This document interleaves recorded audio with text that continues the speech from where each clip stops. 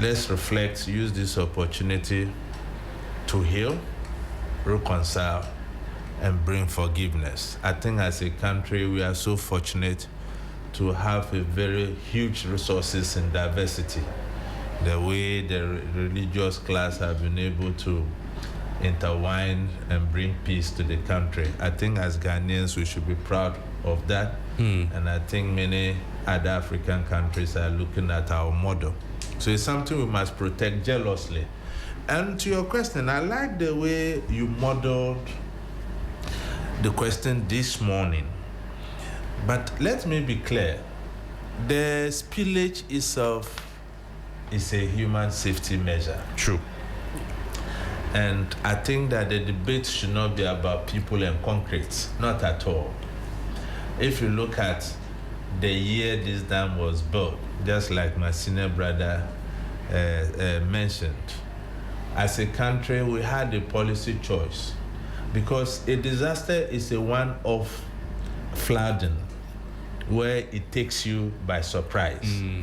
But when you have flooding that recurs every season, it's a policy choice. It's not accidental. It's not accidental. And you see, in other jurisdictions, if you look at how they keep these national assets, in our part of the world, we don't do the same. Weija Dam sits at the upstream of Ayinsu River. Yes. And if you look at the mouth of the Ayinsu River, it's not even dredged. So water is not able to even flow quickly. And when some of these things happen, when we are going to the rainy season, how we do our disaster preparedness is also a challenge. All these areas should have been dredged, given that already we have allowed people to settle around the place. And because of political expediency, removing them will create more problems than we will be talking about. But the normal thing is that as a country, we should have had a Weija flood authority who foresee this critical national infrastructure because it supplies 80% of Accra potable drinking water. And this is not an infrastructure we should joke around with. So I think that it's a policy choice with us as a country. Where I got so alarmed was the counter accusation between Ghana Water, NADMO, and the citizens, especially on the level of warning they gave them to evacuate and they were not living. But let's ask ourselves, if you ask people to evacuate, where are you sending them to? Evacuation is not the same as resettlement.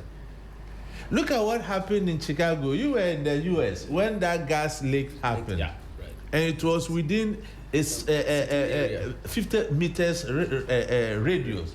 They asked them to evacuate and they gave them places to settle. When the situation was arrested, they asked them to what? To return. How is it that in our case, you just ask people to evacuate? They should evacuate and go where? But Senior, let me just... To evacuate and go where? Quickly. I am talking about policy. I'm talking about policy as a country. I want clarification from you. Yes. Comparing it with the US. Yes. Probably they had their permits to build over there. Here you've illegally acquired it through a certain means and you are there. You still want a place to be evacuated. When you do not benefit from a wrongdoing. If you listen to me carefully, I said this illegal settlement came up as a result of political expediency. And that's the culture we as a country we have. So evacuating them becomes a political issue. True. So they allow it to fester. Now, the Ghana Water Authority had two options, two devils to choose from. Whether to spill, where a lesser community will be affected, or to have to allow the whole dam to explode, where 80% of Ghanaians will not in Accra will not have potable water to drink. So, in the nutshell, we are talking about the same thing. So, what government need to do as a matter of agency is to look at how they can set up a Weija Dam floodplain authority to oversee and manage this critical national infrastructure and do evacuation. And when you are doing evacuation, you have created a problem by allowing these people to settle. Okay. Apparently, we have district assemblies that have responsibilities in these catchment areas, but they sleep on their jobs and the people encroach. So when you are resettling them, when you are asking them to evacuate, you need to resettle them and give them decent resettlement scheme. It brings me to my next question. Yes. Talking about the Weija Dam Authority. Yes. The spillage authority that you just mentioned. Yes. But already there are assemblies there that are working. The Ghana Water Company is the Ghana Water Limited is there already. There is Water Resources Commission, Hydrological Services Department, NADMO is there already, EPA. We've mentioned the Assembly, Ministry of Works and Housing. So there are various agencies, various institutions already in place that have in their mandate to look at these things. So why then do we still need to create something else for this particular problem? Does it not mean that some or all or one of these is not doing what it is supposed to do? This is a very beautiful question. And let me use this analogy to answer it. Dr. Nava, it's like you have 4 or 10 wise men in a canoe. Everybody believes that A will do this, B will do this. And meanwhile, water is flowing into the canoe. What happens? Everybody sinks. Because we don't have a dedicated authority to be in charge of that floodplain, that is why we are having what we are having. NADMO is sitting down thinking that the assembly is directly under it, is taking certain actions, and they are not doing it. So that is the challenge. We need an authority. And this authority's sole mandate is to make sure that, one, after government does evacuation and resettlement of these settlers, they do a buffer zone around this critical national security infrastructure. Then after that, like my brother indicated, we can even plant trees. Look, you know the new baseline ahead of us, heavy rainfalls. So we could even use this as a climate adaptation scheme. Yeah, exactly. And we could get even funding overseas to, I don't understand. Look, in this country, politics is really not helping us. Talking about politics. It's not. Because, look, people have written a lot. A few negatives though, but have given this kind of proposals. Yeah. But because of political expediency, they will implement If it. you go to the various universities, you can't count the number of research proposals Thesis, yes. that students have written as solutions to this crisis. Even don't go far. Look at our NADMO or our disaster response system. We have a response system that reacts. It doesn't prepare. What kind of system can that be? That system is never fit for people. And look at the flooding we are having in Greater Accra region, the Ramses sites and those things. People, I even understand even in Weija, demolitions were done last year. They have gone back and buildings are springing up. And people are sitting down drawing salaries that they are DCs and whatever. And I even understand one MP went to a locality and the chief challenged him that you yourself have a piece of land here that has been reclaimed. As I'm sure you saw the videos. So it's a joke. So it's just a complete joke. Aaron, good morning to you. I mean, Good morning. you've already spoken, but Aaron, I see you do entry as the MPP communications team member. He's joining us also for the conversation. Aaron, we're talking about this disturbing trend, and already Mr. Coating has suggested the need of a specific agency and authority to deal with this. Their mandate is solely to handle the Weija floods. But I was saying that there are over 9 agencies already in the country that have a certain level of responsibility to ensure that this does not happen. I don't know whether you think that we still need to create something like that to be solely focused. Maybe when the attention is only on that, maybe they'll deliver. or maybe it will just be another layer of bureaucracy, another duplication of activities? What do you think? So, good morning to your cherished viewers and listeners, and to my senior panel members. Let me start with Mr. Kotin. Kotin. Okay, Kotin. I've been watching you, and in fact, I used to identify you with your name. The white in the beard. It's very, very intelligent, and today is no exception. Thank you so actually much. Dissected the I'm matter. humbled. For Honorable, I'm with him in Parliament. Very fine gentleman. I never knew that today would be an opportunity for us to have a conversation. My brother, if you listen to the conversation from Honorable, from Mr. Kotin, you get it clearly that there is no need for anyone to do politics when it comes to human lives. Yes, true. When human lives are at stake, if you do politics, then you should be checking your mind in this country. We need to take you to the psychiatric to be dealing with certain issues. You see, I want to empathize with fellow humans going through these processes, whether it is by their doing or by somebody sleeping on his job or by somebody aiding and abetting an illegal permit for the person to build there. Maybe I go and rent over there. I didn't build. Yeah. I'm looking for a space to sleep, and I go get a room over there, and unfortunately, You become an innocent victim. Good. Just as Mr. Kotin said, your initial topic before the question you are bringing to me, I wish it was not there. We should not compare human life with concrete at any point in time. As government, as any individual, it is a responsibility of government to protect human lives and critical national infrastructure. That's true. But you see, as Honorable rightly put it, I'm just referring to their conversations or their statements they earlier made, because they have actually covered a lot of the frontiers of the conversation. My brother, the Weija Dam is a critical national infrastructure, supplying water to 80% of Accra's population. Clearly, you get to know that it cannot hold unlimited water. Certainly, you must spell it. And as Mr. Kotin said, you have a choice between two evils, whether to spell it or to deny the 80%. Imagine 80% of Accra, you do not have potable water. Can you imagine what will happen in this country? And that will not be the only impact. The other impact too is that the flooding will be worse than we're seeing. But my brother, in as much as we are protecting human lives, we should also strive to protect critical national infrastructure. Just as my Mr. Kotin suggested that we need a Weija Dam spillage and plain authority. I think we can pause for now and ask for accountability. Mr. Kotin, it is becoming unbecoming, as you rightly put it, that it is now a policy choice that if it happens once, we can say that, oh, this is a disaster. We just deal with it and we move ahead.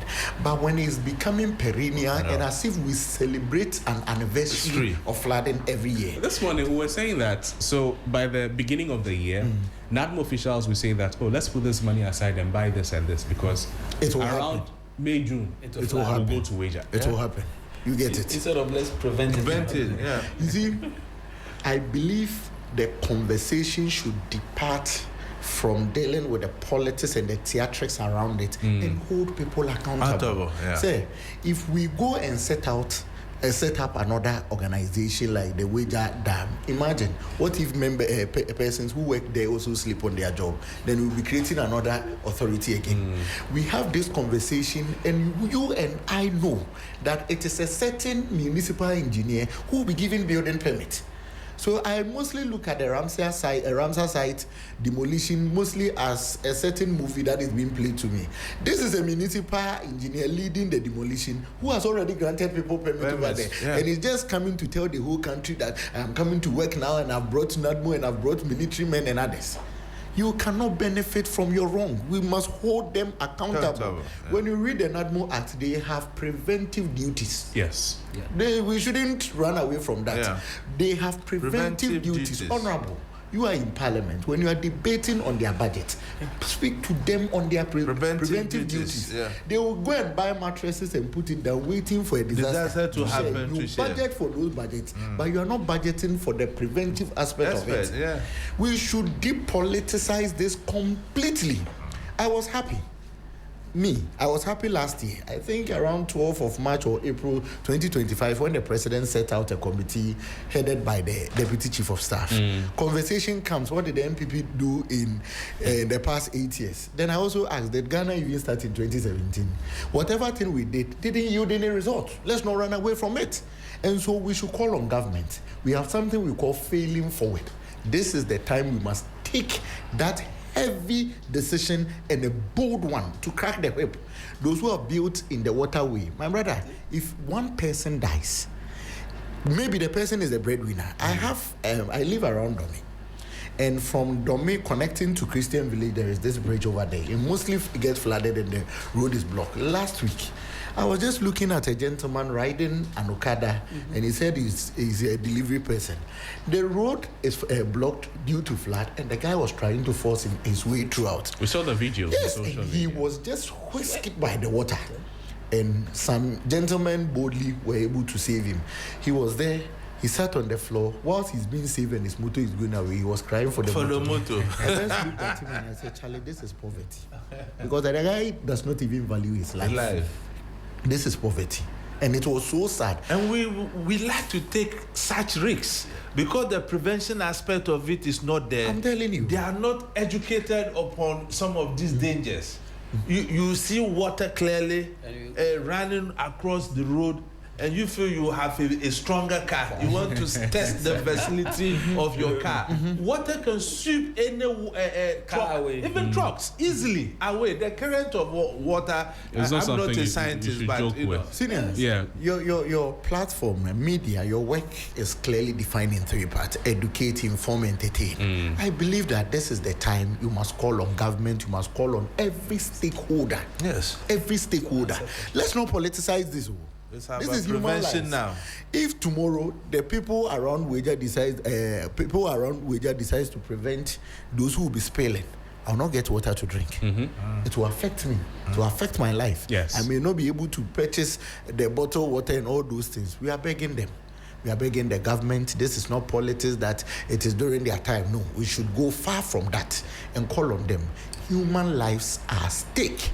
So, at the core of the conversation is responsibility, if you like. And Dr. Nava, if we're talking about responsibility, and Entry spoke nicely about assemblies giving licenses when they should not give the licenses.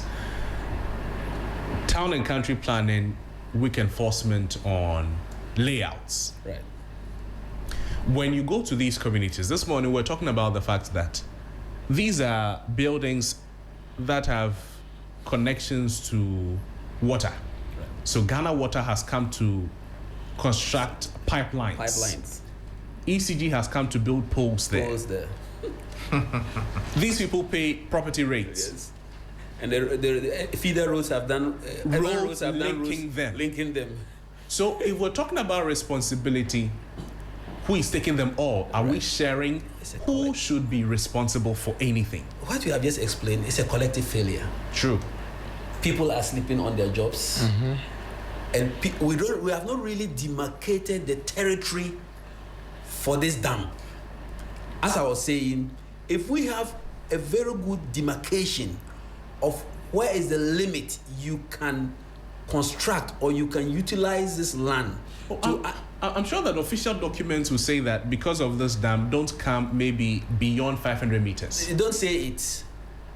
There must be something to let people understand that this is the limit. Okay, so put some specific pillars. If the land is not available, you won't go and build there. You won't go and build there. So you put some demarcation indicators to let everybody understand that at this point you can't go forward. Even if you don't have the dam authority like my brother is suggesting, and the law enforcement agencies come and they've seen that you have moved a meter beyond the demarcated area, they don't even ask you any question. Just pull it down. But do we have the political will to do it? What is political will vis-a-vis 80% of Accra not having water? Or 1,000 people every year getting what? Flooded, getting their homes destroyed, and we are spending over $30-something million to rescue all these people.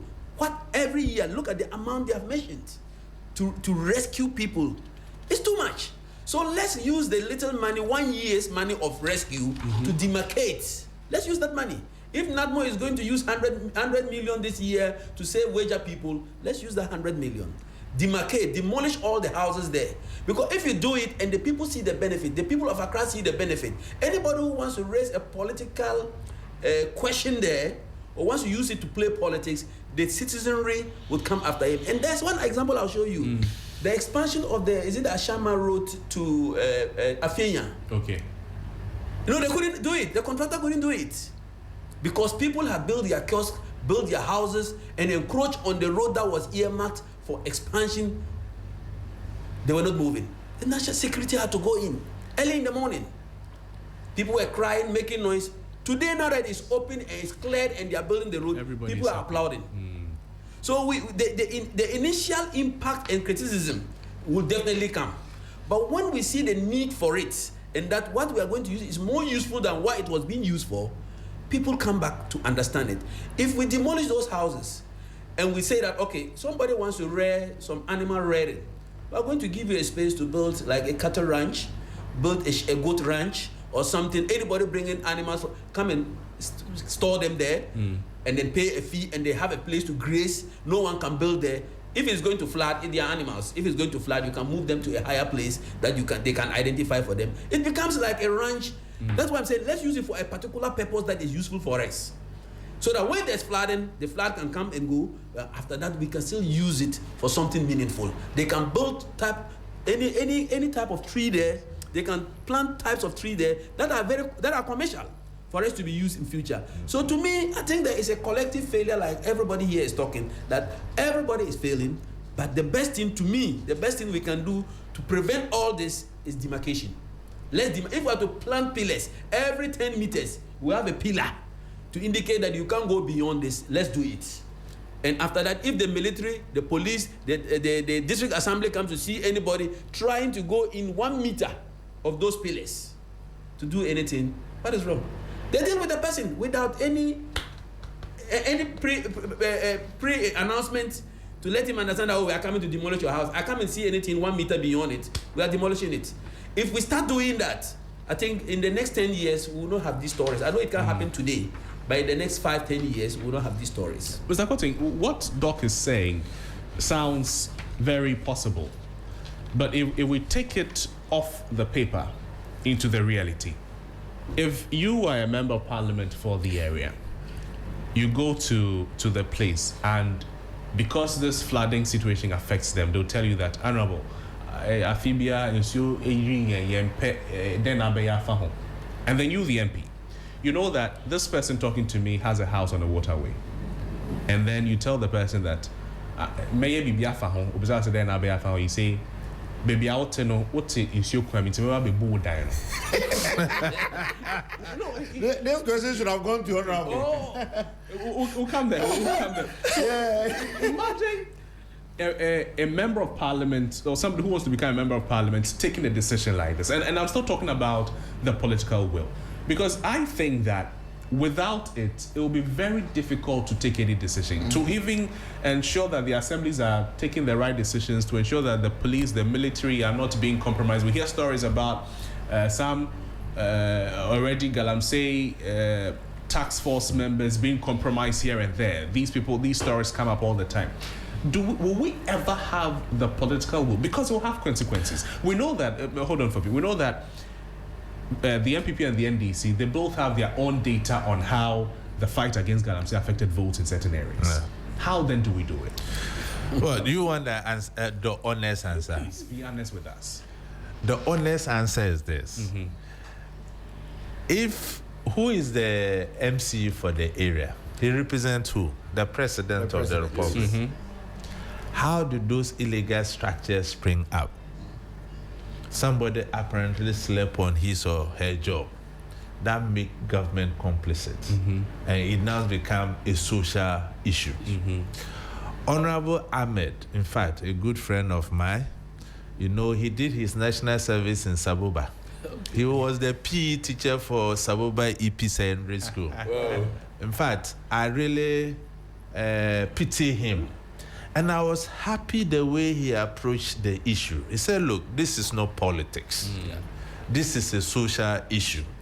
the flooding does not discriminate who is NPP, who is NDC.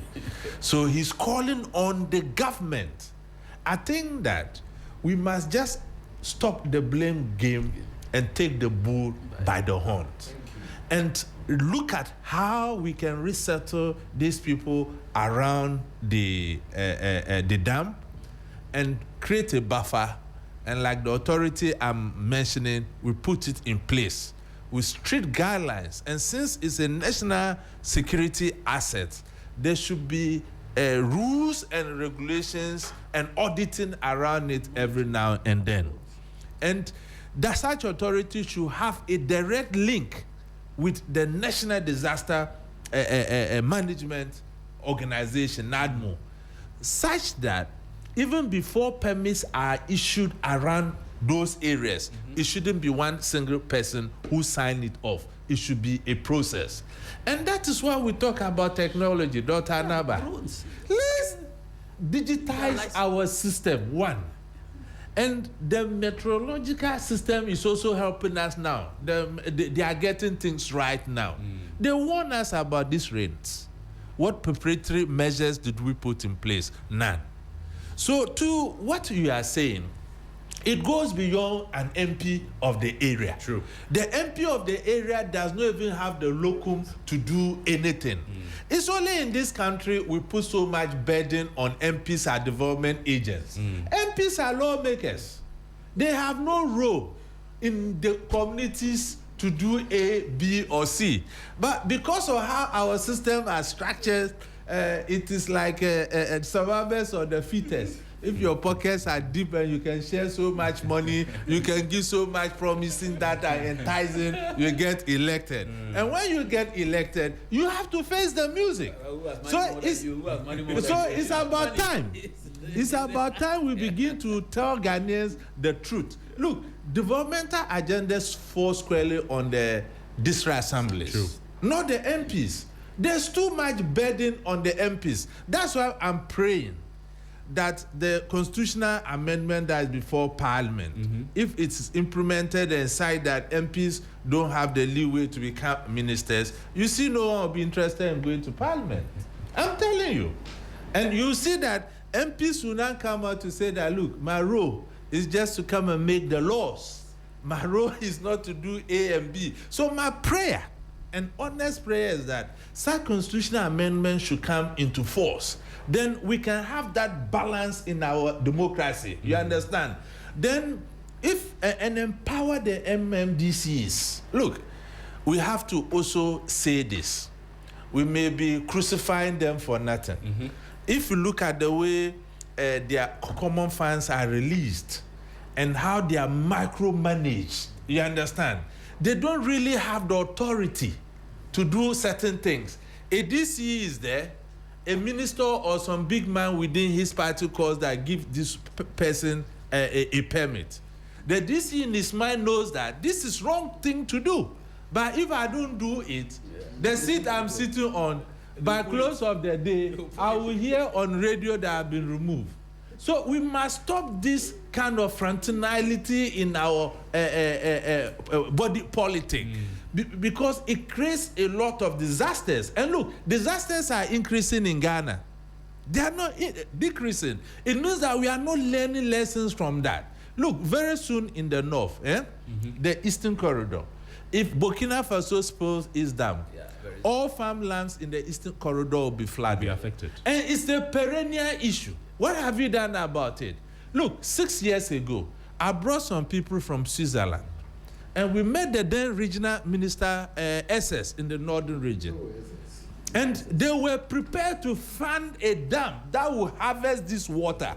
And this dam had a dual role. One, it could be used for hydroelectricity that will lessen the burden on Akosombo. The Palugu dam is different. Wanted to create a different one so that we can have irrigation all year round. The other side of the Eastern Corridor. Exactly. Right. So you see that we are talking about creating jobs. And our youth don't have jobs. But these are projects we can do to create jobs. And this thing has been on the table, not today, but no one is thinking about it. And in 2 months' time, we'll be in this studio talking about farmers crying for help in the Eastern Corridor. Because it will happen. It will happen. Yeah. So what is NADMO doing about it now? Education is not going on. And even the way rains are forecasted this year, if we don't take time, Akusombo may even get full and there will be spillage. And you know the last spillage. What happened? So as a country, we must take disaster management seriously. Look at how we can preempt instead of reacting to them anytime they occur. Dr. Naba, let me reframe the question I asked them so that it reflects the duty of a member of parliament. So in the same situation, but this MP says, okay, so I will champion for the demolition of houses that are in the waterway. Yeah. And that includes your house. Yeah. Will a member of parliament, will a DCE ever be able to take a decision like this in the interest of everybody else? The right thing to do is to take that decision. Okay. That is the right thing to do. If it's me, and I think that it is causing problems for the entire country. It's going to affect 80% of the population of Accra. I better let my piece of cake go so that we'll eat a bigger cake. But some people may not agree to it. Yes. But to me, there must be an authority to say that for the interest of 80% of Accra's population, I don't care about, I'll be like Donald Trump, I don't care about the 1,000 people. I'll have sympathy for you, but there can be a solution for you. 1,000 people, it's easy to move 1,800 people from a flooded area than to look for water to give to 80% of Accra population. True. So the best to do is to demolish those houses. How expensive are those houses? One life in that house, in one of those houses, is far more than the entire property in that area. But allowing the flood to go on, somebody can die. So to me, the best thing to do, whether you are a politician or you're not a politician, whatever, is to take a decision in the interest of the larger majority. That's what I would say. So demolishing houses there should be something that should be done. And demarcating the place. Now we have technology like my brother was mentioning. There are drones. Set up just a monitoring office. Just, I don't need an authority. A monitoring office. Give him a drone. Every day, the drone flies around the demarcated area. Set the drone to fly in that area. Take recording. The moment they see an infiltrator coming out within the demarcated area, they don't need permission. Just flag it.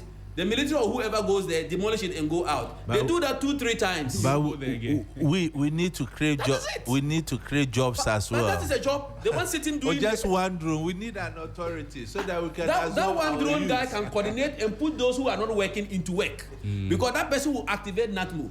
You activate the police. You activate the district assembly. You activate the security agencies. Somebody's encroaching on the what? The national assets. Then they all move. So people will be working. Other than that, they are sitting in their offices like you are saying. The only thing that the person needs to activate more is all body cameras. All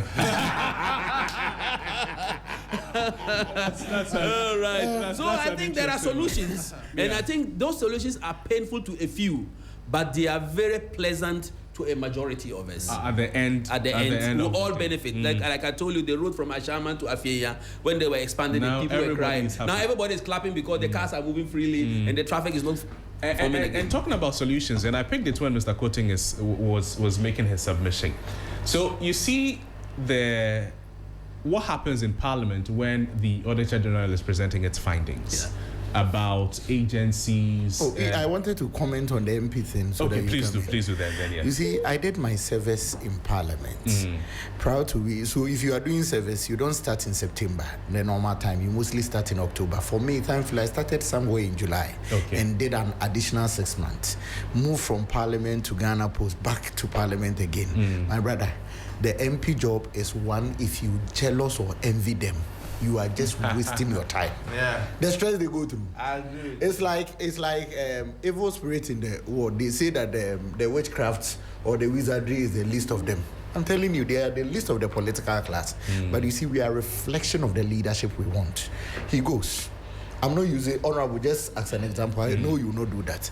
An MP goes. You know that your capacity cannot contain this.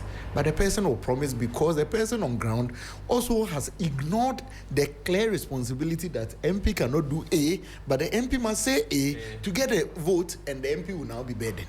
I have maintained a position, a principle in my life that I will never enter Honorable's constituency and promise on his behalf. Never. No. I will only speak to a national manifesto. But for an MP, go and mention to his or her people that, oh, when he comes, he will do this. And tomorrow my voice and video will be there. I will just make an emotional appeal to you that I know that he can deliver.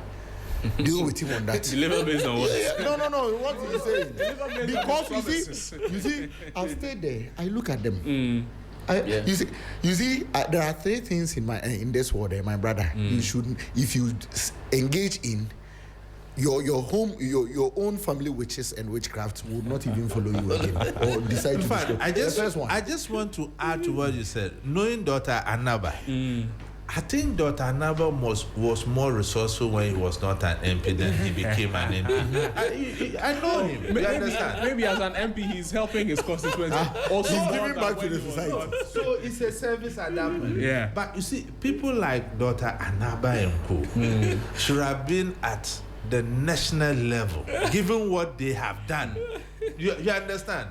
You see, in Africa, it is about time we begin to nurture talent and scale up people who have already done something to put them into a pedestal where others can learn from. But when you go and mix them around with everybody, it kills talent.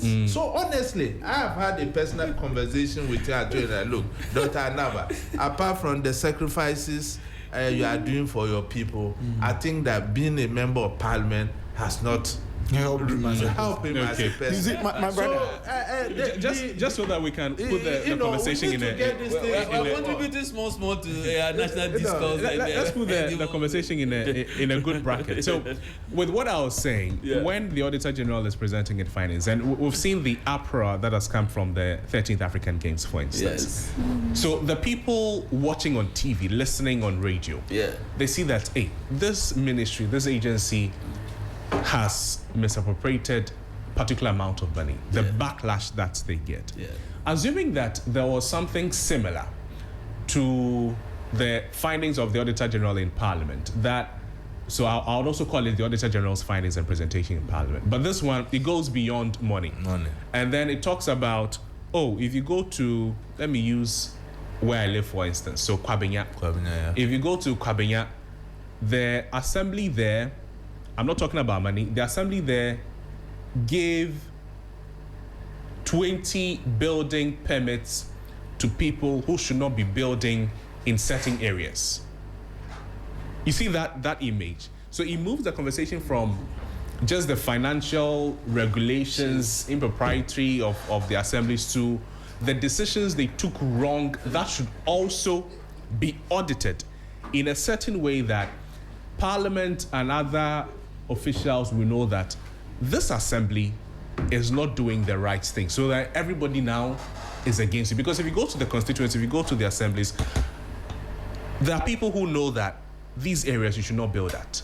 So now I come on TV and I hear that you should not build on this at this place, but my assembly has given you permit to go and build there. It means I will come against you, the assembly. I think this is also something that may help in a certain way. I think you are making a very good proposal, and I think we should also look at it.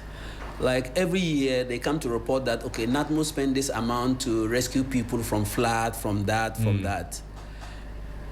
The Auditor General people should ask, were those houses the number of people they rescued and spent the monies on? Did they have authorized permits to build there? That's in the first place. And who gave them that permit to build at a place it is always flooding? Perhaps their questioning should go deep. But I think the Auditor General's interest is to see whether the documentation regarding the amount spent was correct. Very good. No problem. But if you want us to go deep, then we can isolate something like disasters to see whether the disaster was really natural or it was man-created. Because some of the disasters that we are seeing, building at illegal places, they are man-created. Because if he hadn't gone there to build, gone there to rent a room in the flooded area, a building that was permitted by a certain assembly, If that was really done, there wouldn't have been a disaster. So I think that we must go in deeper to investigate all this. But I think it's simple. See, the district assemblies, they know all the areas are flat. They do. They know all where the water passes through. I'm just telling you, go to Labadi Hotel. The swampy area there that the water moves from Trade Fair going into the sea. Yeah. Look, they are heaping gravel and filling it. And no one is saying anything. The bush road. Now the bush road. Take the bush road and you are going. You see it being covered completely. That river there is being narrowed. And very soon, areas in Chado will start getting floods. I'm telling you. Good morning. Yeah, good morning. I'm sure you followed the conversation. Yes, now we're talking about how to solve it, and critical core of the conversation is responsibility. Yeah. It cuts across various agencies, various departments. Mr. Koting is suggesting a particular agency to deal with the Weija situation, and there's also the introduction of a certain form of auditing of the mistakes, not only financial mistakes, of the assembly, so that everybody will know that at this assembly, they are fond of doing the wrong thing, not only money-wise, they are fond of giving licenses to people to go and build in areas where they should not be building at. And then it becomes a national conversation against particular people, and that it may be of help to preventing these things from happening. So then we can look at, you see, we can look at town and country planning. Yes. What has been their role and responsibility per the law that established them? Lands Commission. Because before someone can put up a house, the person will have to buy the land, acquire the land. So Lands Commission, the assembly, the inspectorate part of the assembly, even EPA. So you can see that it's a whole lot. It is not just one institution. True. Or what. And the problem is, you see, Ghana, we don't enforce our laws. That is the problem we have in this country. We have beautiful laws in our books. The problem has always been enforcement. I mean, this Weija issue, can you imagine? Every year, we know, every year, if the rain should come out or come down heavily, we are going to have such a problem. So what we do is that every year we wait for the rains to come, the place gets flooded, then we pray that the rain stops early so that we can go back. Then the following year, the same thing recurs. But the question is, what have you done as a nation over the years to solve that particular problem? Should we solve it once and for all? Can't we relocate the people? Even those who have acquired land in an illegal way, can't we relocate them possibly? So that at least that catchment area can be protected? It's a major problem because now, if you look at, I listened to what other NADMO coordinator or Waterworks or one of the, I didn't know the person's name, but the person was talking about the fact that what they're experiencing at Weija is as a result of something that's happened at Insawam or something like that. So there was always overflow. So what it means is that so long as that overflow is going to continue, the Weija problem is going to persist.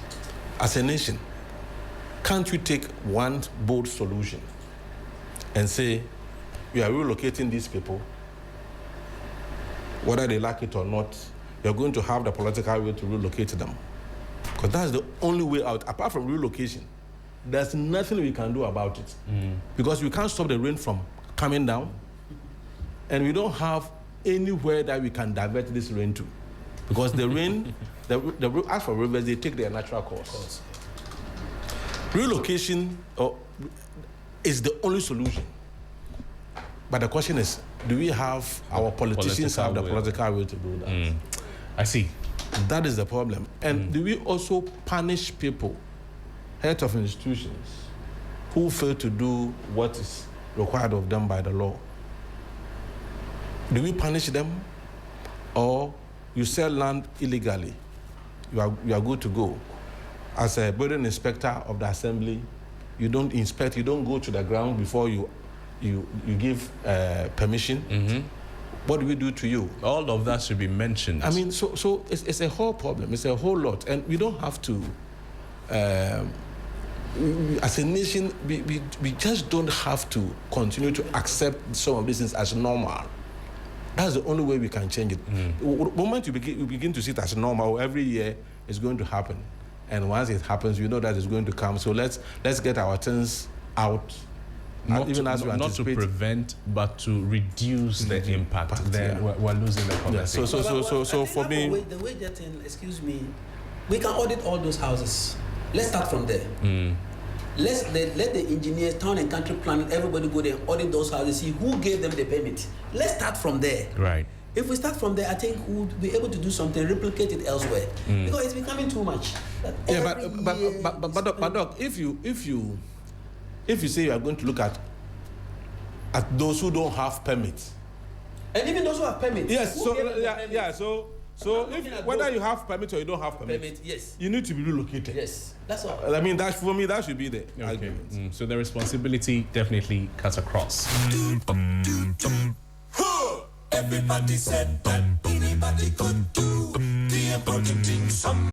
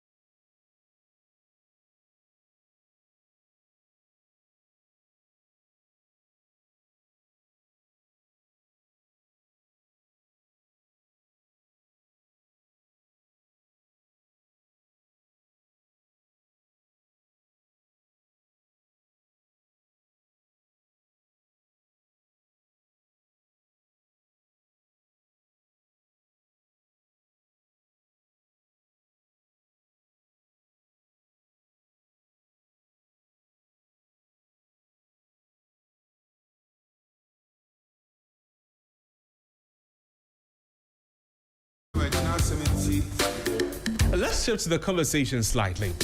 Because while the Weija Dam discussion brings us home to issues of planning, of safety and infrastructure, there is a bigger global conversation happening, and that still connects people to livelihoods. We're seeing increasing reports and debates